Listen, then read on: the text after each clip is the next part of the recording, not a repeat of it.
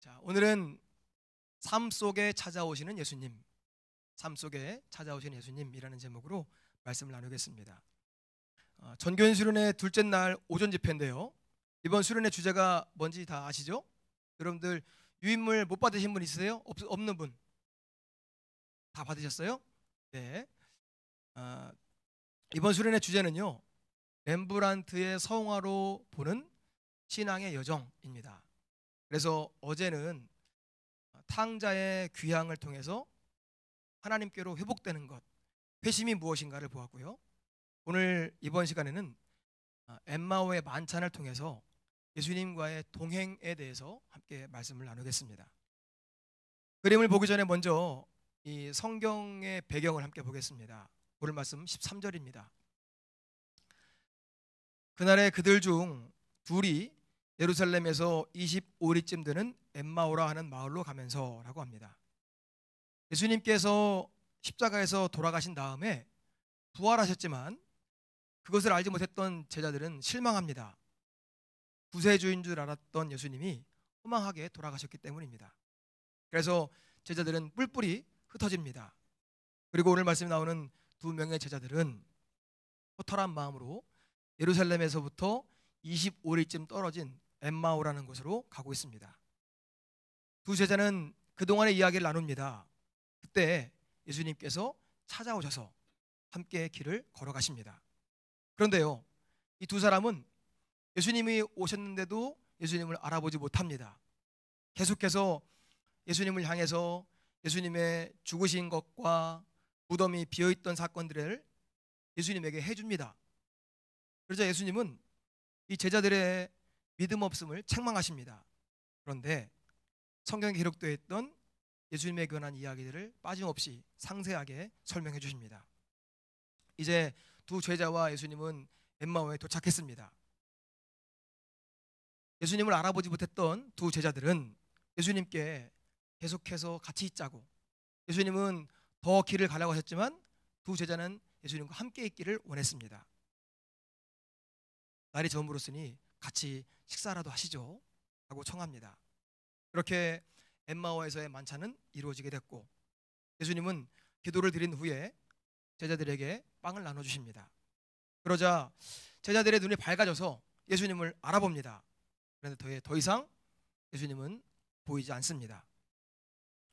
이 제자들은요, 이 소식을 다시 예루살렘에 전하기 위해서 그 자리를 박차고 일어나 돌아갑니다. 그곳에 갔더니 11명의 제자와 사람들이 모여 있었습니다. 그 자리에서 자신들이 겪었던 이 일들을, 우리가 엠마오로 가는 가운데 예수님을 만났다, 예수님께서 우리에게 빵을 주셨다, 예수님이 진짜로 살아계신다 하는 이야기를 전했습니다. 이 렘브란트는 이런 배경을 가지고 예수님과 제자들이 함께 식사했던 모습을 엠마오의 만찬이라는 제목으로 그렸습니다. 1629년에 23살 때 그랬던 작품, 그리고 1648년에 42살 때 그랬던 작품, 두 가지를 오늘 함께 보겠습니다. 먼저 23살 때 그랬던 작품입니다. 보면은요, 예수님은 빵을 나눠준 다음에 의자에 이렇게 기대어 앉아 계십니다. 빵을 받은 제자는 앞에 있는 분이 예수님인 것을 알고 눈이 휘둥그레졌습니다. 제자가 엠마오에서 같이 길을 갔던 제자가 몇 명이었죠? 2명. 근데 저 앞에 있는 제자는 몇 명인가요? 1명. 한 명은 어디 갔을까요? 한 명은요, 잘 보이지 않지만 다음 그림 보여주세요. 식탁의 중앙 아래에 이렇게 무릎 꿇고 예수님 옆에 있습니다. 전신이 빛으로 인해서 검게 표현된 이 사람이 식탁 앞에 무릎을 꿇고 있습니다. 큰 감동과 또 감사한 마음, 또 두려운 마음이, 의심했던 그 두려운 마음이 숨고 싶은 마음에 이렇게 엎드려서 예수님 앞에 있습니다. 그런데요, 얼마나 빨리 일어났는지 옆에 의자가 다 빠져 있습니다. 그러니까 얼마나 그 긴박했는지를 그림으로 표현해주고 있습니다. 그러면 저 멀리 있는 이제 식사를 준비하는 여관 주인의 모습이 보입니다. 이 작품은 간결하면서도 모든 상황을 잘 정리해서 설명하고 있습니다. 빛과 그림자를 이용해서 보여줄 부분은 보여주고 또 이렇게 필요 없는 부분은 정리하면서 작가가 하고 싶은 말을 다 전합니다. 다음으로 1648년 42살 때 그렸던 작품입니다. 이전에 그렸던 작품보다 훨씬 더 밝아 보입니다. 높은 로마식 아치이기 때문에 아치로 돌로 그려진 여관입니다. 근데 그림 전체를 보시면요, 식탁이 가운데가 아니라 왼쪽으로 치우쳐 있습니다. 그리고 예수님의 모습도 다릅니다. 아까 그림에서는 검정색 실루엣만 보였는데 이번에는 얼굴도 표현되어 있습니다. 그런데 모습이 왠지 기운이 없고 왜소해 보입니다. 그런데요, 빛은 예수님의 얼굴로부터 뿜어져 나오고 있습니다. 대단하게 옆으로 점점 번져갑니다.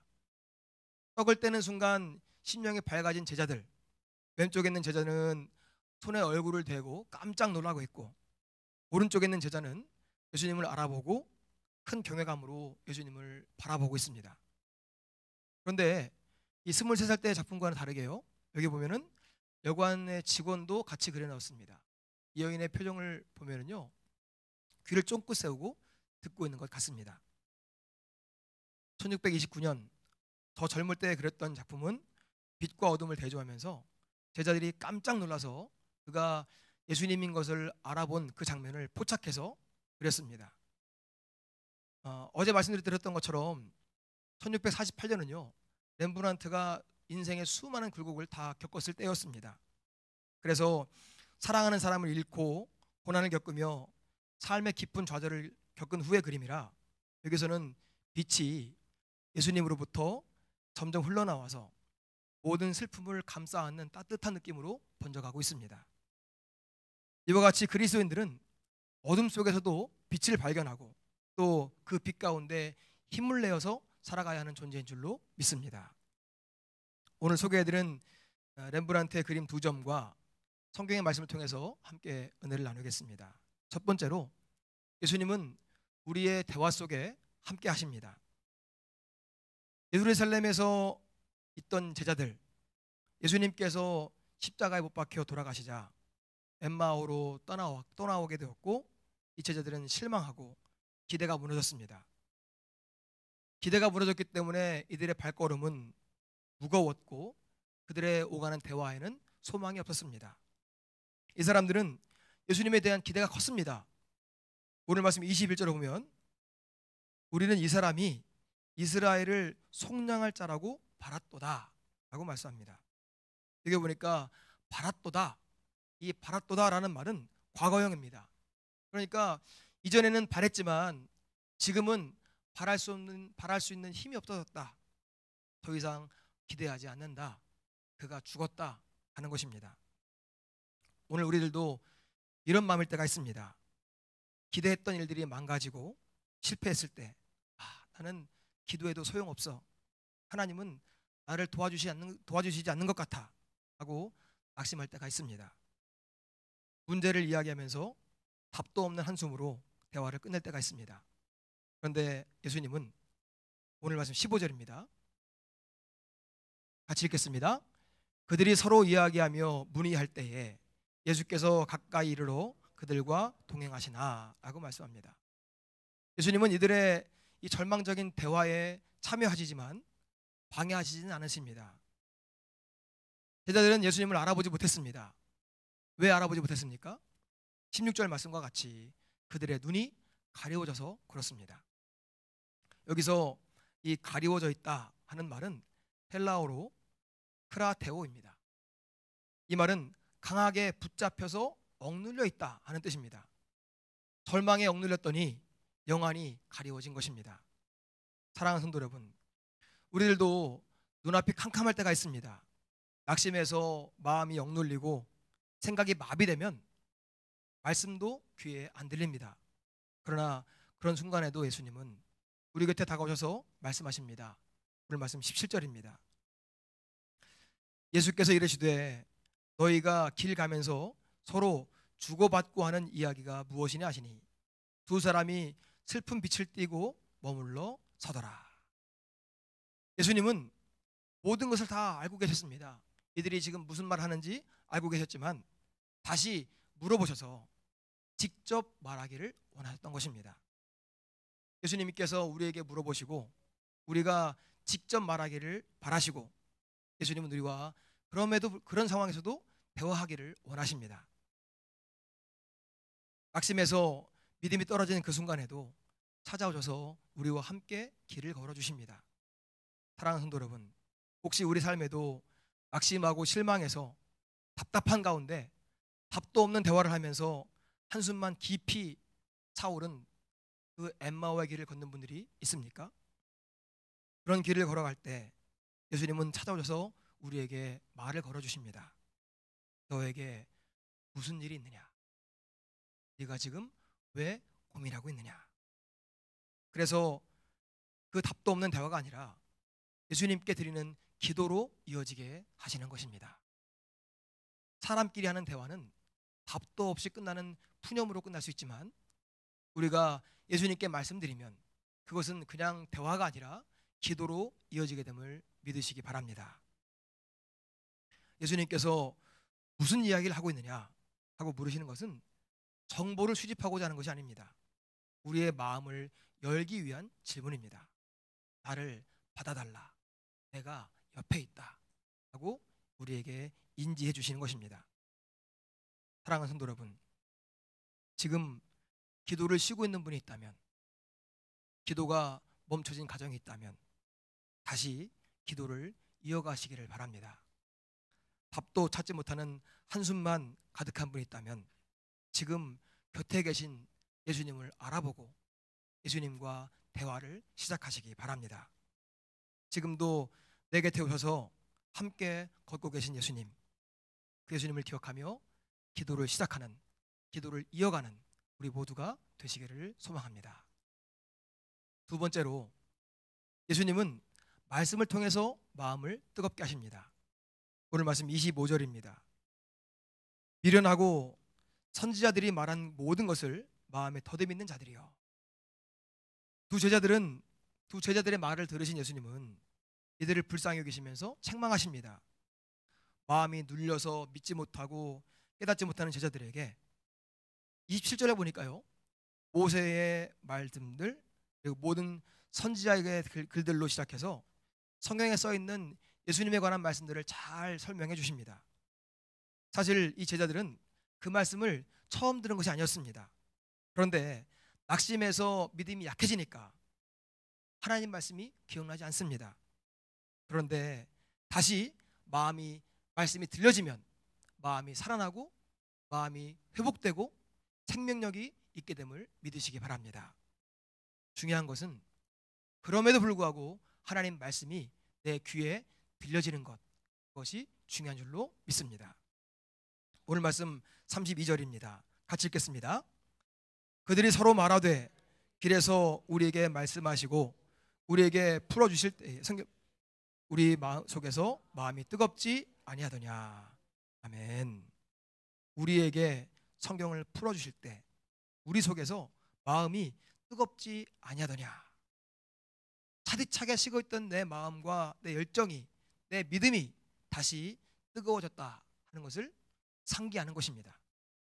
여기서 중요한 사실을 깨닫습니다. 식탁에서 빵을 받았을 때 눈이 열린 것이 아니라 먼저 길 위를 걸으면서 예수님과 말씀을 나눌 때 그 말씀이 이미 내 속에 들려졌었고 그때부터 내 마음은 뜨거워지고 있었다 하는 것입니다. 부활하신 예수님은 감정이 아니라 말씀으로 다가오셨습니다. 그 말씀이 무너져 있는 내면 가운데 생기를 불어넣어 주셨고 영혼의 생명력이 회복된 줄로 믿습니다. 여러분들, 소망이 있을 때 내 삶 속에 생명력이 있습니다. 내일에 대한 기대가 있을 때 내 속에 생명력이 회복됩니다. 그러므로 말씀을 가지고 내 마음에 소망을 얻어 생명력 있는 삶을 살아가는 우리 모두가 되시기를 소망합니다. 렘브란트가 42살 때 그렸던 이 작품에도요, 이것이 시각적으로 표현되었습니다. 예수님의 몸에서 빛이 강렬하게 뿜어져 나옵니다.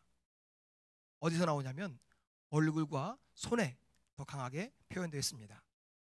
예수님의 손은 떡을 떼는 손이고, 예수님의 입은, 예수님의 얼굴은 말씀을 전하는 입이 있습니다. 그 빛은 말씀과 성찬을 통해서 임하시는 하나님의 영입니다. 예수님의 얼굴과 손으로부터 빛을 받은 제자들은 성령의 불로 뜨거워지게 되었고 점점점 밝아지게 되었습니다.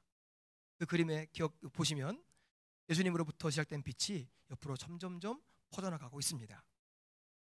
사랑하는 성도 여러분, 우리는 많은 정보 속에 살고 있습니다. 세상적인 정보뿐만 아니라 신앙적인 정보와 설교와 말씀을 많이 듣습니다. 많이 압니다. 세상의 정보에 마음을 빼앗기거나 신앙적인 정보라도 큰 관심을 두지 않으면 들어야 할 말씀이 들리지 않습니다.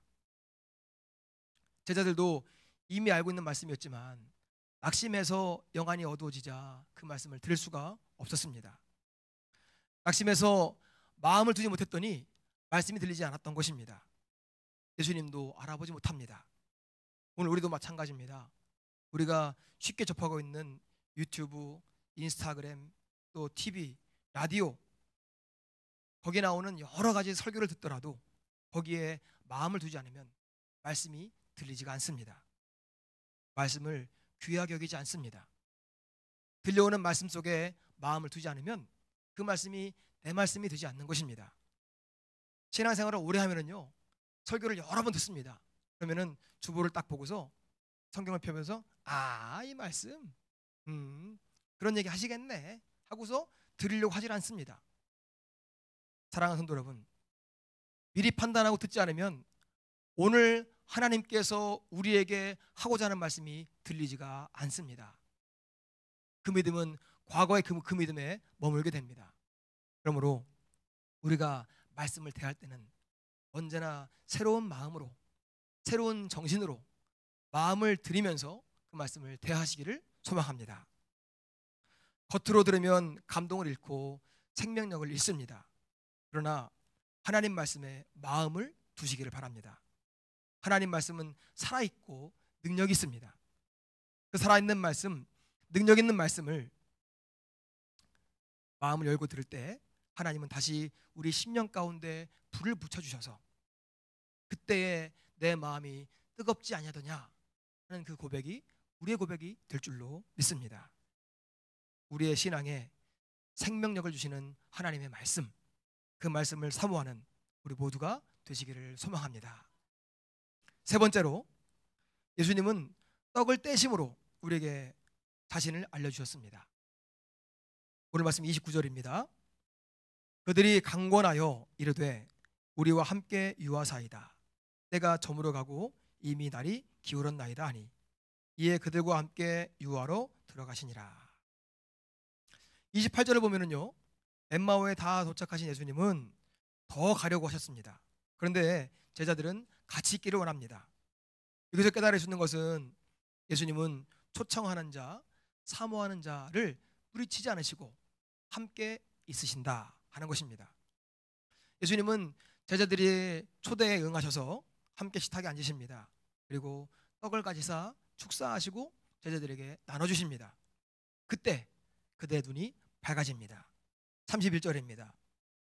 그들의 눈이 밝아져 그인 줄 알아보더니 예수는 그들에게 보이지 아니하시는지라. 이것은 영안이 열린 것을 말합니다. 하나님의 은혜를 받고 영안이 열리면 예수님을 알아보게 됩니다. 이것은 우리의 삶 속에서도 마찬가지입니다. 하나님의 은혜를 받으면 우리의 일상에 임하시고 찾아오시는 예수님을 느끼게 되는 것입니다. 제가 처음에 은혜라고 하는 것이 뭔지 몰랐는데 중학교 때 이렇게 수련회를 갔다 왔어요. 가가지고 수련회를 하고서 교회 갔는데 어른 예배 같이 드렸었거든요. 시골 교회. 근데 이 교동문 읽으면서 하나님 하는 말이 나올 때마다 이 등이요 이렇게 따뜻한 거예요. 하나님께서 안아주시는 느낌을 중학교 2학년짜리가 느끼게 되는 거예요. 이게 뭐냐면 일상 속에서 함께 하시는 그 예수님이 느껴지는 그런 영적인 예민함이 우리에게 회복되게 되는 줄로 믿습니다. 지금 우리 곁에 계셔도 알아보지 못하는 자가 아니라 영안이 열려서 어느 때든지 내 곁에 함께 계시고 역사하시고 앞서가시는 그 예수님을 보고 따라갈 수 있는, 그래서 든든한 인생을 살아가는 우리 모두가 되시기를 소망합니다. 예수님을 통해서 빵을 받자 그동안의 고민과 혼란스러웠던 마음들이 다 해결되었습니다. 왜죠? 부활하신 예수님이 진짜 내 앞에 계셨기 때문입니다. 그래서 이제 말씀을 통해서 마음이 뜨거워진 이 제자들은 빵을 떼면서 확신으로 이어집니다. 렘브란트는 23살 때 그렸던 작품에서 이 장면을 포착했습니다. 어두웠던 방 안에 예수님의 몸에서 광채가 뿜어나면서 한 제자는 공포스러운 표정으로 놀라고 있고, 한 제자는 깜짝 놀라서 의자가 내동댕이 쳐질 만큼 벌떡 일어나서 엎드렸습니다. 이것은 단순한 저녁 식사가 아니었습니다. 예수님의 실제가 우리에게 임하는 순간이고 영안이 열리는 때입니다. 예수님은 떡을 떼심으로 자신을 증명하셨습니다. 떡은 예수님의 몸이고 우리와 함께 하시는 하나님의 사랑의 상징입니다. 오늘 우리도 떡을 떼는 자리에 늘 초대받고 있습니다. 떡을 떼는 자리에 늘 예수님과 함께 하고 있습니다. 여러분께서 매일매일 드리는 그 식사기도 자리에 예수님을 함께 하시고 우리와 함께 얼굴을 대하고 계심을 기억하시길 바랍니다. 우리가 나누는 삶의 대화 속에서 마치 엠마오의 제자들이 길을 갈 때에 그 말을 듣고 용기를 주셨던 그 대화와 같이 우리 대화를 듣고 계십니다. 예수님은 우리의 일상 속에 언제나 함께하고 계심을 믿으시기 바랍니다. 그리고 우리가 예수님을 초청하면 예수님은 우리의 초대를 외면하지 않으십니다. 찾아오셔서 우리와 함께 하십니다. 사랑하는 성도 여러분, 우리의 삶에도 제자들과 같이 실망한 뒤에 찾아 걷는 엠마오의 길이 있습니다. 좌절과 상실과 패배감으로 낙심해서 때로는 믿음까지도 흔들릴 때가 있습니다. 하나님 나에게 왜 이러십니까? 왜 그런 일이 생겼습니까? 믿었던 사람에게 실망하고 의지했던 관계가 깨지고 금방 이루어질 것 같은 일들이 다 무산되기 때문입니다. 오늘 작품을 그린 렘브란트도 마찬가지입니다. 사랑하는 이와의 헤어짐, 사랑하는 사람들이 자꾸만 죽고 헤어지고 떠나갑니다. 물질을 다 잃고 난 다음에 죄책감과 후회의 길을 걷습니다. 그런 길을 그렇게 걸어갈 때는요, 고개를 푹 숙이고 발걸음이 무겁습니다. 그러나 그 무거운 발걸음 가운데 예수님께서 찾아오십니다. 우리의 한숨과 소소한 대화 가운데 예수님께서 찾아오시고 우리의 식사 자리에 동행하시며 우리에게 말씀을 펴서 알려주시고 떡을 떼어서 우리에게 다시금 생명력을 회복시켜 주십니다. 내가 지금 너와 함께 있다 말씀해 주십니다. 우리에게 내가 지금 너와 함께 있다 말씀하시는 그 예수님의 음성을, 그 존재를 듣고 느끼는 우리 모두가 되시기를 소망합니다. 존 스토트는 이 장면을 통해서 이렇게 말합니다. 매일의 삶 속에 현존하시는 부활의 예수님을 발견하는 것이라고 했습니다. 매일의 삶 속에 현존하시는 부활의 예수님을 발견하는 것. 제자들과 함께 길을 걸으며 나눴던 대화, 그리고 긴 여정을 25일이나 걸었기 때문에 그 피곤한 삶, 그리고 그 후에 나누는 식사와 같은 일상적인 생활 속에서 현존하시는 예수님을 발견해야 한다는 것입니다. 이런 일들이 우리의 가정의 식탁에서도 일어날 줄로 믿습니다. 우리 교회의 교제 가운데에서도 이런 일들이 일어날 줄로 믿습니다. 여러분들 가정에 예수님께서 오시는 것, 이미 계시는 것, 그것을 믿고 확신하시기 바랍니다. 우리의 대화 속에 예수님께서 듣고 계신 것, 우리 삶 속에 개입하실 것을 기대하시길 바랍니다. 우리 교회에 하나님의 영이 임하여서 예수님이 늘 우리 가운데 함께 하시고 인도해 나가신 것을 믿으시기를 바랍니다. 그러면 우리는 그 낙심의 자리에서 힘을 얻고 다시 예루살렘으로 돌아가 사명의 길을 걸을 수가 있는 것입니다. 이 사람들이 예루살렘에서부터 엠마오로 올 때 어떤 마음이었습니까? 다 끝났어. 예수님은 안 계셔 하는 마음으로, 낙심하는 마음으로 왔지만 예수님을 만난 뒤에 다시 예루살렘으로 갈 때는 어떤 걸음으로 가겠습니까? 얼마나 신나는 마음으로 달려가겠습니까? 달려가서 말씀을 전하는 사명을 감당했습니다.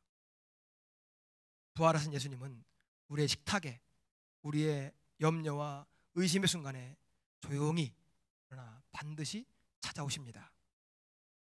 마음이 뜨겁지 아니하더냐.